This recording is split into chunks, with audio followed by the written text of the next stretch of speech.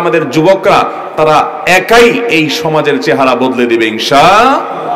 আমাদের এই সমাজের অভাবী মানুষদের অভাব দূর করার নাম করে তাদেরকে ধর্মান্তরিত করণের এই জঘন্য কর্মকাণ্ড করার আর দুঃসাহস পাবে না বিদেশি এনজিও গুলো ইনশাআল্লাহ।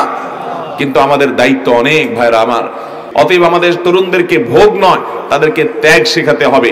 যদি ত্যাগ শেখানো যায়, সময়কে কাজে লাগানো শেখানো যায়, তাহলে এই তরুণরা তারা কিশোর গ্যাংয়ের সদস্য হবে না।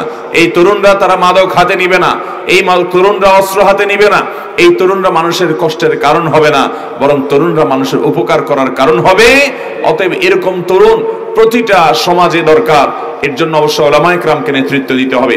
মসজিদগুলো থেকে মসজিদের ইমাম সাহেব, খতিব সাহেবরা নিজ নিজ এলাকার তরুণদেরকে ডেকে নিয়ে তাদেরকে মিটিং করে, তাদেরকে আল্লাহর ঘরমুখী করে, তাদেরকে দিয়ে সামাজিক নানা উদ্যোগ গ্রহণ করতে হবে।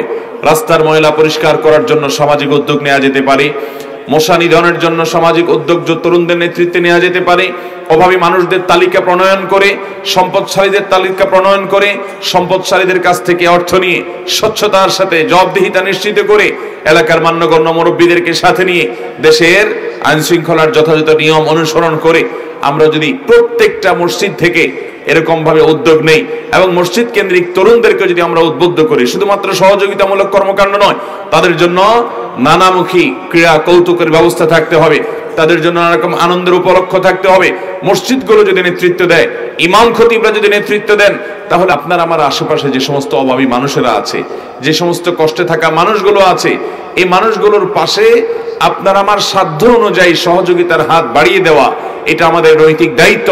নবী করিম সাল্লাল্লাহু আলাইহি সাল্লাম বলেছেন, আহাব্বুন নাসি ইলাল্লাহ আনফাউহুম লিন-নাস।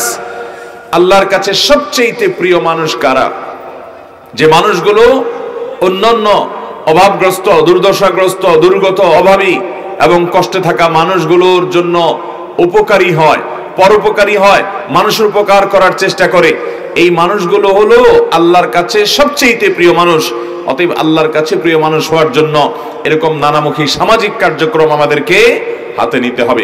বিশেষ করে আমাদের দেশে সর্বত্র আলহামদুলিল্লাহ তরুণরা তারা ব্যাপকভাবে তারা নানামুখী সামাজিক কর্মকাণ্ড শুরু করেছে এবং এটার জন্য ওয়াজ মাহফিলগুলোর অবদান অনস্বীকার্য। ওয়াজ মাহফিলগুলোর অনেক ত্রুটি থাকতে পারে, সংশোধন করার মতো দিক থাকতে পারে, কিন্তু এই মাহফিলগুলো থেকে শত শত হাজার হাজার তরুণরা অনুপ্রাণিত হয়ে তারা সামাজিক কর্মকাণ্ডে যোগ দিয়েছে।